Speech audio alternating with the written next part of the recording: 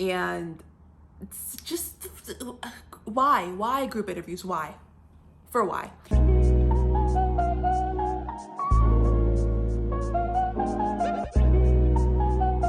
Hey, hello, my name is JoJo and welcome back to my channel. Or if you're new here, welcome. All right, so today I'm gonna continue talking about different aspects of clinical psych PhD program interviews that I think would be helpful when you're preparing and practicing. This is the third and final video of my 3-part series where each video covers a different type of interview that you might encounter. My first video was about faculty interviews. My second video was about student interviews. Both of those will be linked down in the description below, as well as somewhere up in one of these corners. Faculty interviews and student interviews are pretty much standard for most programs, so definitely go check out those 2 videos if you haven't already. Today, I'm gonna be talking about group interviews. Personally, I didn't have to do any group interviews when I was interviewing for the programs I applied for, but I do know a couple of people who did, and they were stressed. They did not like it. It was not a fun time for them. And I can kind of relate. I mean, I've been through group interviews for like other settings like job interviews and scholarship interviews and all of that. But that's it. Never PhD interviews. So I can only imagine like how much more stressful those were for them. So with that in mind, everything that I'm gonna talk through today is gonna be a little bit of my own experience of group interviews, just on a more general level. As well as things that I've kind of talked about with my colleagues who had group interviews, as well as just a little bit of research that I did on my own. Yeah, so let's just dive right in. Okay, so group interviews. Group interviews are the freaking worst. Okay, well, I mean, they might not be for everyone, but I'm already like a super anxious person in one-on-one interviews, but like add like 5 other people to that mix and I just like blank. I don't remember who I am. I don't remember why I'm there. I don't know what the fuck to say. I'm just a mess. Like a bigger mess than I usually am in my day-to-day life. So yeah, let's just talk about them. So in a group interview, you will most likely be in a room with 1 or 2 facilitators / interviewers, and 4 to 5 other interviewees. Once everyone is present and ready to get started, the facilitator or the facilitators, that's a really annoying word to say. I'm just gonna say interviewer. The interviewer or the interviewers will introduce themselves first, and then they will just go around the room and have all of the interviewees introduce themselves one by one. Once everybody has introduced themselves, there are a few different directions that the interview can go from this point, and where you go from this point kind of just depends on the interviewer and like their style and kind of how they want to structure the interview. One direction they could go in is just to dive straight into the questions. In the question phase, the interviewers will likely go around and ask each interviewee like 5 to 6 questions, and they will most likely just cycle through the room. Unfortunately, this part can be somewhat unpredictable, because again, it kind of just depends on the interviewer and their style and how they like to structure their interviews. So you may be the first to be asked a question, you may be the last to be asked a question.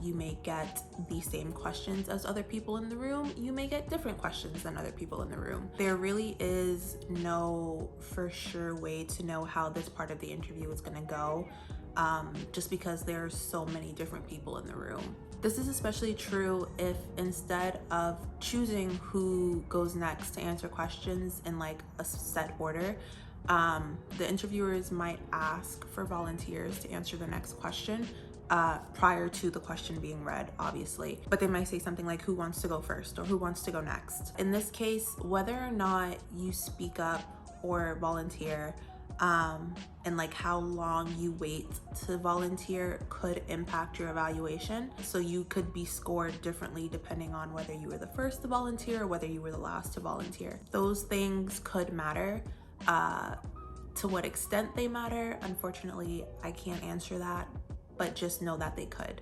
As for the questions themselves, they will most likely stay in line with standard interview questions, much like the ones I've already gone over in my previous 2 videos.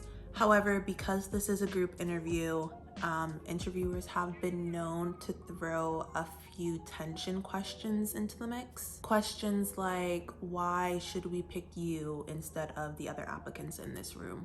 Or how do you feel about this aggressive environment, referring to the fact that it's a group interview and there's very obvious tension in the room.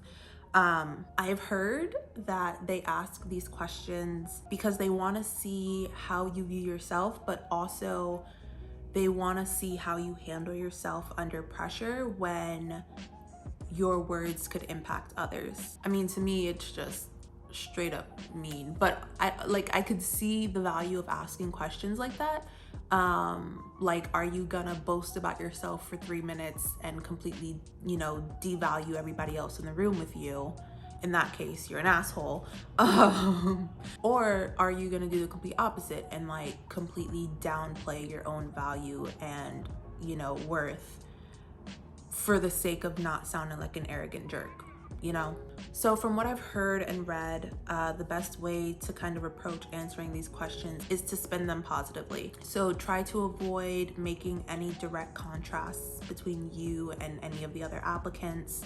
Be confident, but also be gracious. And here, pretty much everything that I've said in my last 2 videos applies. Again, you'll want to prepare and practice responding to questions ahead of time so that you aren't caught off guard by any of these questions. Another direction the interview could go in is having a larger group discussion. For this, the interviewers will likely give the group some sort of prompt or something like a word that's intended to spark conversation, and then they will allow you all to just talk amongst yourselves for a few minutes while they're listening, of course. At this point in the interview, how soon or late you speak, what you say, and how you say it are all definitely being evaluated. During the group discussion phase of the interview, interviewers are really looking at how you relate to others. So how well you listen, how well you engage in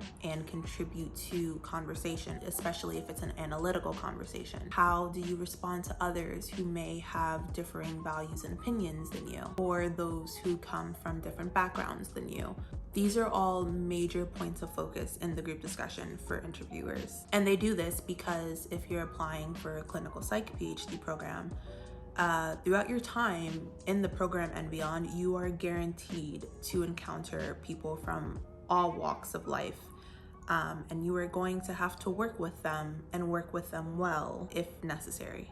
Depending on the type of program, you may also be presented with a case study of some kind, and they may ask you to have a group discussion about that. They might ask you to work together and discuss the case and kind of come to an agreement on a solution or like the best way to handle the case. In this instance, the interviewers are then also looking at your cooperation and problem solving skills. And finally, interviewers may have a reflection portion of the interview where they might ask you questions about how you felt during the interview, but this time could also be used for asking them questions. And as I've said many times before, if they ask you if you have questions, say it with me, your answer should always be yes.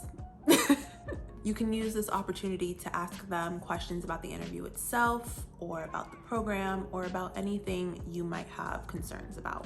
And that's pretty much it. That concludes my 3-part series about grad school interviews. I really hope this was helpful. I know when I was preparing for interviews, I was absolutely terrified.